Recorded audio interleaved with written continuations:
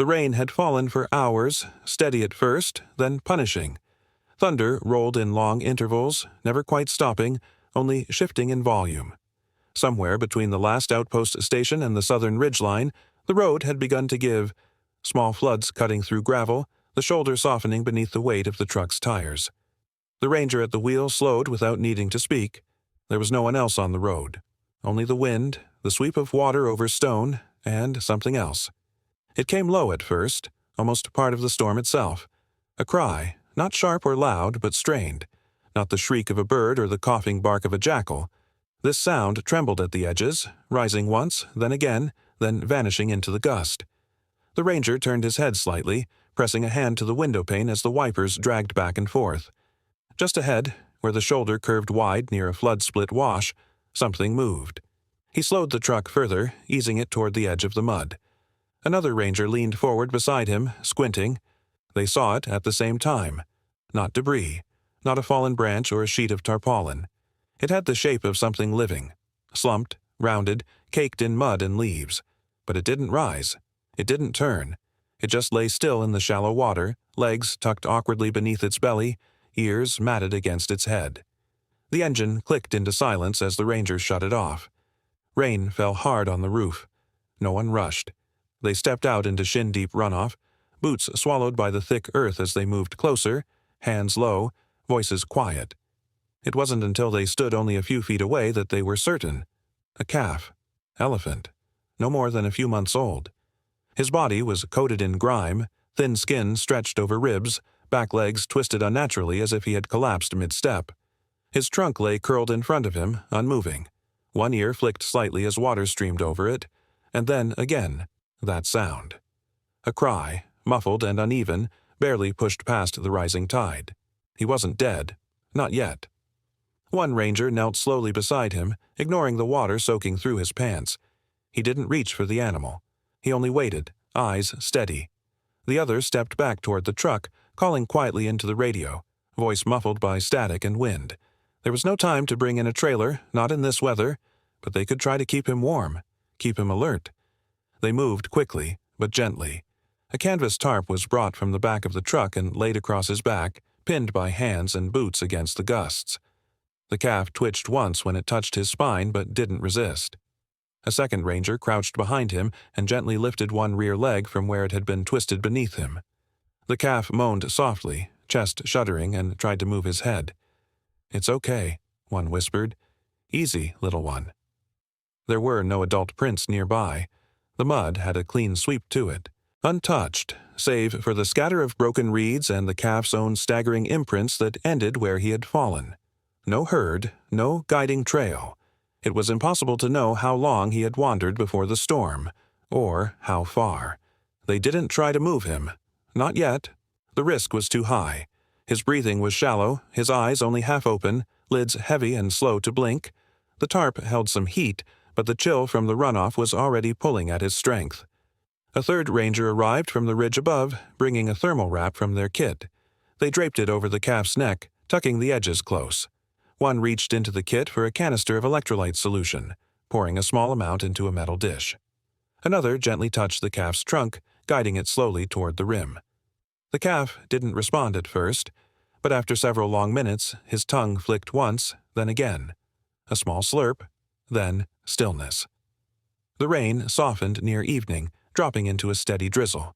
The cloud line remained thick, pressed low over the escarpment, but the light began to shift, a dull orange breaking through at the far edge of the plain. The rangers built a barrier of canvas windbreaks around the calf, secured with ropes and stones. The storm might return, but the worst of it had passed. Now it was a matter of watching, minute by minute. One ranger stayed with him through the night, wrapped in his own poncho, hand resting lightly on the ground near the calf's front foot. He didn't touch him again, just stayed close, breathing slow. At one point, near midnight, the calf's chest rose with a deeper breath followed by a hoarse snort. His head shifted slightly, ear lifting an inch, then it dropped again. That was enough. In the distance, water ran through the creek beds, threading back toward the lowlands. Frogs began to croak faintly. Insects returned, their hum joining the patter of soft rain. Morning didn't break sharply. It unfolded, pale and slow.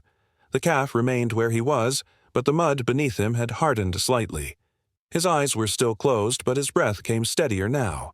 One ranger brought a warmed cloth and gently wiped around the edges of his eyes and trunk. The calf flinched only once. There was no sign of others, no tracks on the road above, no calls in the distance. Whatever had happened, whoever he had once followed, they were gone. He had survived the night. That was something. As the sun lifted faintly behind the clouds, casting pale gold across the wet earth, the ranger knelt once more beside the calf and whispered, "You held on." The calf didn't move, but a few feet away, in the shallow indent where he had lain, the mud had begun to dry, a faint outline already fading in the light. By morning, the clouds had thinned into strands of mist, hovering low over the earth. The rain had gone, but it left behind a heavy stillness, the kind that settles over soaked ground and hollow ravines. The air was cool but not sharp, soft with damp, and every step the rangers took sank just enough to leave a shallow impression. The world hadn't dried yet. It was only waiting. The calf hadn't stirred since the night. He lay as they had found him, half-curled, ribs rising with slow, uncertain breath. His ears moved once or twice, small flicks against the chill, but his eyes remained mostly shut. When they did open, it was brief. Not alert, not frightened, just tired, utterly spent. One ranger checked the canvas barriers they'd built around him. Another approached with a fresh cloth, still warm from resting against his own chest. He crouched beside the calf and gently wiped the remaining grit from the folds behind the trunk. The calf shifted faintly at the touch, a soft puff of air escaping his nostrils, but he didn't resist. He didn't lean into it either. The surrounding ground told them more than any words could. The flood channel nearby had smoothed everything. Dirt, branches, reeds, prints. But where the water had begun to recede, the story was clearer. The only tracks around the calf's body were his own. Small, unsteady, dragged at the toes. They meandered in uneven arcs, circling close to the road and back again, then breaking in long stretches where he must have stood still, unsure. They didn't follow the path of a herd. They didn't run alongside larger imprints. There had been no others. A quiet realization passed between the rangers without being spoken. Not lost, not separated. Alone. The ranger who had spent the night beside him rose slowly and stepped back toward the truck. He reached for the observation notebook they kept on the dash, flipping it open to log the details. Time of discovery, coordinates, weather, estimated age. But the line marked herd presence remained blank for a long moment. Then, slowly, he wrote. No sign. They didn't speak of abandonment. Not yet. The word carried too much weight, too much implication. But nature didn't wait for comfort. It simply did what it had to. Calves were sometimes left when illness slowed them too far, when droughts came, when storms separated by force or fear. Sometimes they were born late into the migration, sometimes their mothers fell, and sometimes no one turned back. The team took turns watching him throughout the morning. One prepared a small batch of formula with warm water, adjusting the ratio for age and body weight. Another gently poured a thin line into the dish and waited, patient and still. The calf's trunk brushed near it once, missed, then fell still again. They didn't push. Instead, they kept the cloths warm and clean. They shifted the canvas slightly as the sun climbed, giving him more warmth. They checked his breathing every hour. His heart was steady, if faint. His muscles trembled when touched, but no signs of injury, no bruising, no bleeding, just weakness, profound and deep. Around midday, the wind picked up, pulling mist across the lower hills in slow, ribbon-like waves. A few warblers began to call again, testing the quiet. The frogs had already fallen silent, tucked beneath stones and grass. Life was returning, if gently. One ranger climbed the embankment to scan the wider plain. Binoculars rose and steadied. Nothing moved. Not a shadow, not a trunk, not a stirring branch. Just flat land and the marks left by yesterday's flood. If there had been a herd nearby, they were long gone now. Moved beyond the trees, across the open ridge into higher, drier ground. Still no sign. The ranger lowered the glasses and exhaled through his nose, quiet and tired. Then he walked back down, boots slipping slightly in the soft mud. Near the calf, the youngest ranger had settled on one knee. He wasn't touching him, just watching. A slow moment passed. Then, unprompted, the calf's trunk moved again. Only an inch or two, just enough to graze the rim of the water dish. Another breath, another reach. His trunk curled slightly and touched the liquid surface. "That's it," the ranger whispered. "Take what you need." No one else spoke. The calf drank very little, barely enough to wet the end of his tongue, but it was something, a choice, a movement toward staying. By late afternoon, his ears began to twitch more regularly. The sun reached through the clouds in thin, pale beams. Not warmth, not yet, but promise, a return, a change. The vet from the central station arrived just before dusk, called quietly after the morning's observation. She approached with slow steps, no sudden movements, and crouched beside him. She didn't speak until she had laid her hand lightly on his shoulder and waited for any response. He didn't flinch, but he didn't pull away either. She checked his temperature, his hydration, his heartbeat. She opened one eye gently, then the other, pupils slow to react, skin cool, but survivable. He hadn't given up yet. That was the line, and he hadn't crossed it. Still no tag, no scars, no signs of capture or previous contact. Wild-born, likely only weeks old. She looked around once, scanning the horizon, then turned back toward the others. "No herd?" she asked quietly. A shake of the head was all that followed. She looked down again at the calf and pressed the back of her gloved hand to his flank, just above the ribs. Then, softly, "You held on longer than most."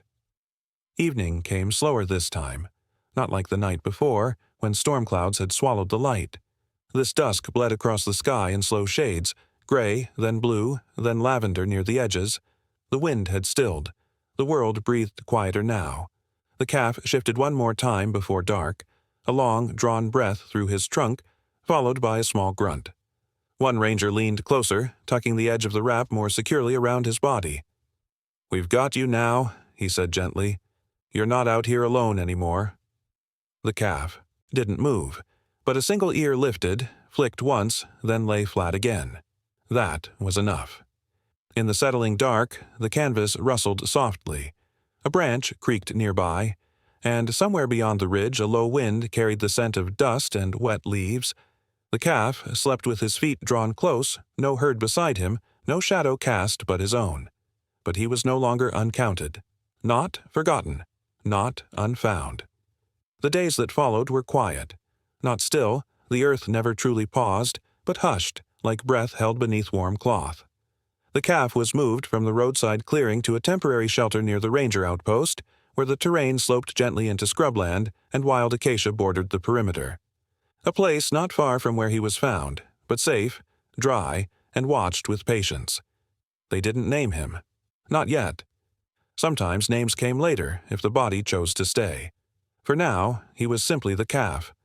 A presence, a weight of silence they carried in shifts. Twice a day they brought warm milk in small increments. Not from bottles, not forced. The dish was always placed at a distance he could reach on his own. If he didn't, they waited. The second day, he drank a little. On the third, more. His trunk became steadier, though still unsure, curling and uncurling in slow, instinctive movements as he learned to lift and dip again. Each time they offered nothing but soft glances, open space. His breathing grew stronger, less shallow, more even, but his eyes stayed clouded, distant. He didn't cry. He didn't call out. No searching sounds, no restless shifts. That was the most haunting part, the absence of need. As if he already understood there would be no reply. The vet visited twice during that week. She noted the rise in energy, the steadier pulse. No infection, no fever, just the long, slow march of recovery. His legs had regained some function, enough to push his body upright with effort. Once they found him standing unsteadily at dawn, ears half lifted, trunk swaying toward the tree line. He didn't take a step, just stood. Then, after a few moments, folded back down into the straw and curled again. They left footprints for him. Each evening, a ranger would walk the edge of the enclosure and leave shallow impressions in the dirt. Adult elephant tracks made with a carved wooden press. They weren't meant to trick or fool, just a gesture, something to break the blankness of his world, something that resembled memory, or maybe hope. He stepped into them once. Not perfectly, not with recognition, But one morning, after the fourth night, his front foot was found half pressed into the curve of a print. When asked about it, the ranger simply shrugged. "He's curious," he said. "That's enough." In the afternoons they bathed him gently, pouring buckets of sun-warmed water down his spine, rubbing mud from behind the ears, the folds of his legs. His skin was still dry in places, cracked near the joints, but it was healing. A protective balm was applied, scentless, familiar to him from the first night. He didn't resist the cloth anymore. Sometimes he leaned into it, just barely. They didn't speak often, but when they did, the words were few. "Almost done," one would say, or "easy now," or sometimes nothing at all, just the rhythm of water, the weight of breath, the shared sound of wind in dry grass. By the end of the fifth day he had begun to stand longer between rests. Not walk, not yet. But his body was remembering the vertical, relearning balance. He would sway from foot to foot sometimes, and once he pressed his trunk into the straw as if testing firmness. When he fell back into sleep, it was deeper now, not the shallow, twitching collapse of survival, but rest, actual rest. The rangers took turns sleeping near him. They didn't always stay inside the enclosure, just nearby, on cots under the canvas awning, a soft barrier, a reminder. Each night one of them would wake briefly to check the pulse of breath, to listen, then return to stillness again. It was on the sixth night that the wind changed. Not sharply, not as a storm, just a shift. Cooler, rising from the southeast, carrying with it a scent that hadn't passed this way before. Distant bark, dust, the faintest trace of ash, and something else. Not a smell, a sound. It came in slow, low intervals. Not the barking cough of hyena, not the wind's rush through thorn. A trumpet, far off, deep. The ranger on duty rose from his cot, boots soft against the earth, and walked to the edge of the canvas wall. He didn't grab the binoculars, he didn't call for backup. He only listened. Another sound followed, lower, more sustained. The call of something older, something large. His hand tightened on the rope at the corner post, knuckles pale in the moonlight. Inside the shelter, the calf stirred. Not from pain, not from hunger, but from something that turned his body sharply toward the wind. His ears lifted, fully this time. His trunk uncurled slowly, hovering in the air, and for the first time since he had been found, he made a sound of his own. Quiet, rough, barely a breath pushed through, but it carried shape. A reply, not a call. The ranger stepped back into shadow. The calf's feet shifted beneath him. He didn't stand, but he leaned, forward, toward the open edge of the enclosure. His trunk swayed once, twice, then dropped gently to the ground. He didn't cry again. He only breathed. The wind carried another note, softer now, almost mournful, then fading entirely into the scrub beyond. No herd came into view, no silhouettes against the horizon. The night remained still.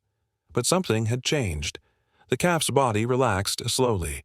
He turned his head slightly, as if orienting, and then, quietly, he exhaled, long and low, his side rising and falling in a rhythm steadier than it had ever been before. The ranger returned to the cot, but didn't sleep. He sat upright, hands folded loosely in his lap, listening for a sound that did not return. Morning came gently.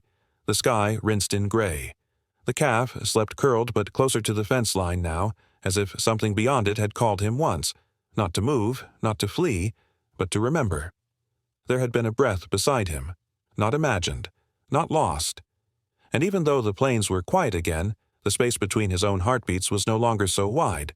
The wind held still through the early hours as if the world itself had paused. Light gathered slowly across the clearing, soft and colorless at first, not gold, not pink, just pale, the kind of light that didn't yet belong to morning, but no longer belonged to night. It moved in slowly through the leaves, casting long, low shadows on the damp earth. The calf had woken before the sun rose. Not suddenly, not with a jolt, but with the steady rhythm of something alert. His body, still curled near the edge of the fence, unfolded one limb at a time. First the front leg, then the rear, stretching in place as his spine lifted from the straw. He didn't trumpet. He didn't cry, but his ears were high, extended fully, facing outward, listening. The ranger on the early shift noticed the change first. He stood just outside the enclosure, sipping from a metal mug, watching the calf's posture shift with quiet interest. Then he stopped mid-sip. Across the plain, beyond the lowest line of scrub, something moved. A shape. Too large to be antelope. Too deliberate to be stray cattle. Slow, heavy, and wide-shouldered, moving like one who did not rush, but had somewhere she meant to be. She came from the southeast, the same direction the wind had turned days before, the same path the trumpet had carried. A lone elephant. Her steps were uneven. One rear leg bore less weight than the others, and her gait told of long miles and hard terrain. Her skin was marked with streaks of dried mud and bramble scratches, and one ear hung with a jagged edge, torn at the top, not fresh, an old injury, a survivor's mark. She didn't make a sound.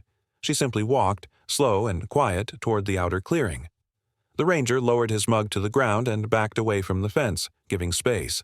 He didn't call the others yet. Not yet. The calf stood fully now. He didn't bolt or panic. He didn't hide. His body lifted itself, legs trembling slightly under the newness of balance. His ears quivered. His trunk extended forward, not waving wildly but steady, slow.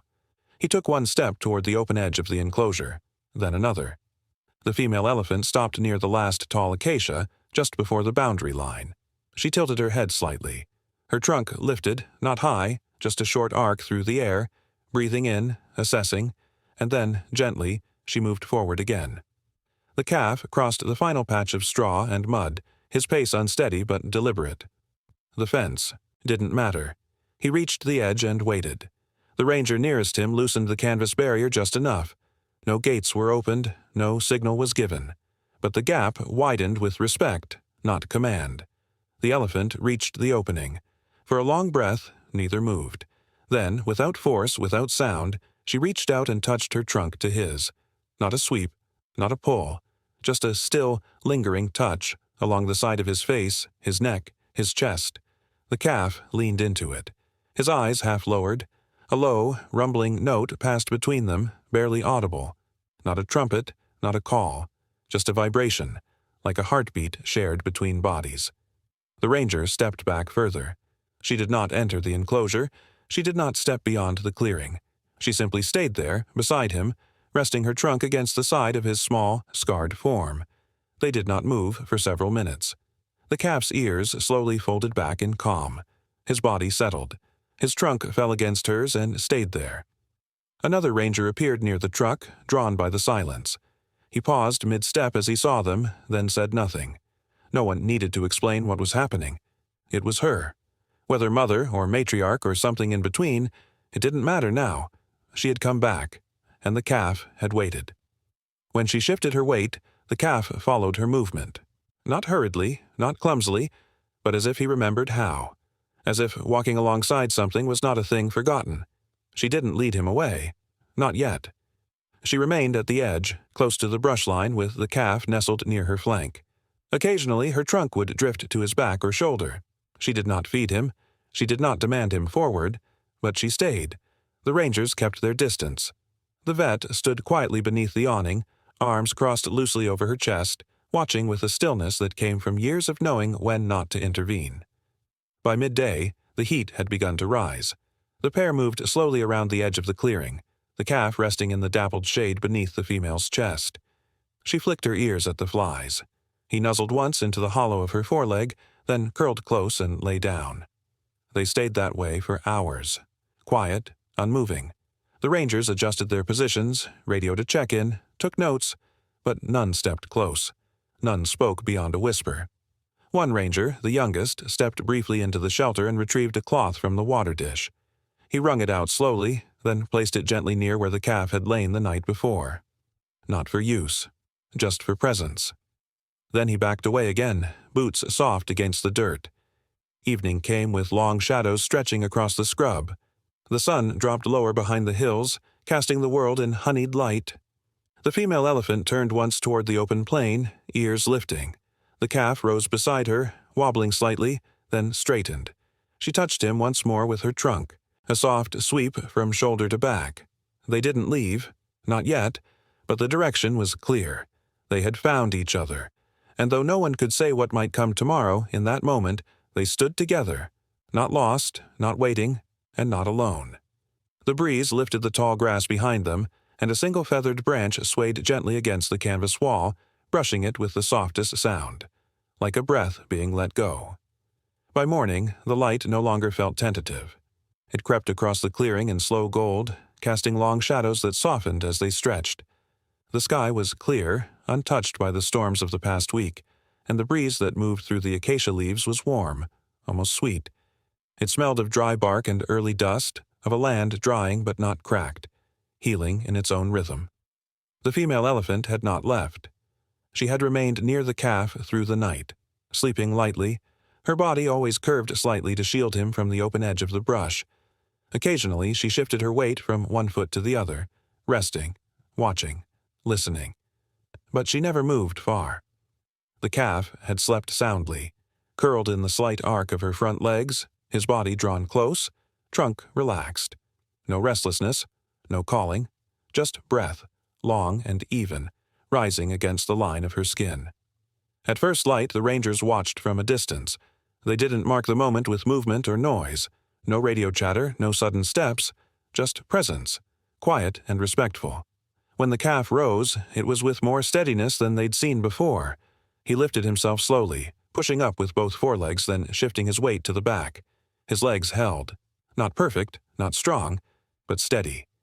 He wobbled slightly, adjusted, then took a step forward. She waited. Her trunk reached out, touching the side of his shoulder.